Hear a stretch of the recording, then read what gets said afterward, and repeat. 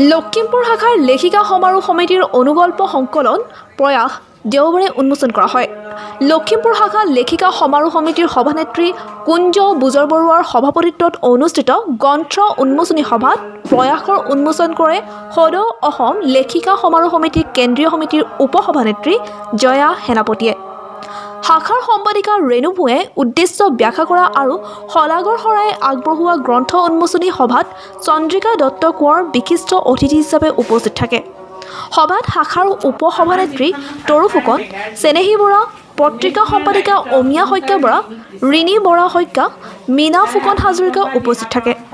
যি এখন গ্ৰন্থ উন্মোচনী সভা হৈ গ'ল, এই সভাত প্ৰয়াস নামৰ এখন অনুগল্পৰ সংকলন উন্মোচন হৈছে। অনুগল্পৰ লেখিকাখিনি গোটেইখিনি লখিমপুৰ শাখাৰ। এই যে যিখিনি আমাৰ বন্ধ্যা সময় বুলি কয়, কৰোণাৰ আক্ৰান্ত সময়খিনিত আমাৰ কিন্তু কোনো মহিলা বহি নাথাকিল। অকল আমি লখিমপুৰ শাখা, লখিমপুৰ জিলা বা বিভিন্ন শাখা বুলিয়েই নহয়, গোটেই অসমৰে লেখিকাসকলৰ ইমান সাহিত্য ক্ষেত্ৰত আগবাঢ়ি গ'ল, প্ৰতি জিলাৰ পৰা 20খন 21খন কিতাপ ওলাইছে। গতিকে মই কওঁ, কৰোণাত যদিও বহুখিনি পিছুৱাই নিলে কৰোণাই, কিন্তু আমাৰ লেখিকাসকলক কলমৰ বেছি ওচৰ চপাই নিলে আৰু ই বহুত সাহিত্যৰ সৃষ্টি হ'ল। প্ৰকৃততে এইটো হৈছে এটা আমাৰ বিশ্ব ত্ৰাস বুলিয়ে ক'ব পাৰি।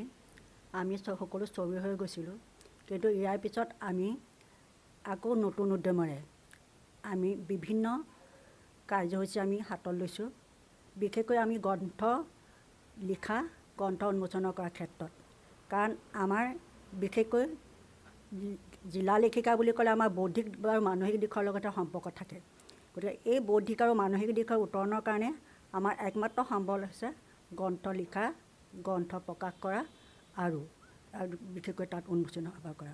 গতিকে এই ক্ষেত্ৰত মই এইটো ক'ব বিচাৰিছোঁ, বিশেষকৈ মই জিলা পৰিষদৰ সভানেত্ৰী হিচাপে এইকাৰণেই গৰ্বিত। মই গম পোৱা মতে আমাৰ 27টা শাখা আছে, আৰু সেই 27টা শাখাৰ প্ৰতিটো শাখাই কোনোবাই গল্প, কোনোবাই কবিতা বা কোনোবাই স্মৃতিচাৰণ এনেধৰণৰ কিছুমান গ্ৰন্থ প্ৰণয়ন কৰিলে। গতিকে এইটো আমাৰ জিলা পৰিষদৰ কাৰণে এটা আমাৰ ইতিবাচক বা যুগান্তক দিশ বুলি ক'ব পাৰি, কাৰণ এইটোৱে বিশেষকৈ আমাক কয় অতীতৰ দলিল। কাৰণ আমি বহি নাথাকি আমি লেখিকাসকলে যে এনেধৰণৰ সৃজনীমূলক কাৰ্যপন্থা হাতত লৈ আমি আগবাঢ়ি গৈছোঁ, সেইটো আমাক ইয়াৰে এটা ইংগিত সূচায় বা ইয়াৰে আমাৰ এটা বাৰ্তা বহন কৰে। গতিকে এই ক্ষেত্ৰত মই জিলা লেখিকা সমাৰোহ সমিতিৰ সভানেত্ৰী হিচাপে মই যথেষ্ট গৌৰৱান্বিত আৰু আশান্বিত।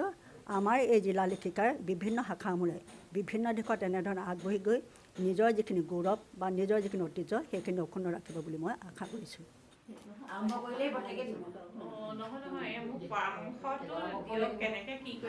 Bureau report on the life.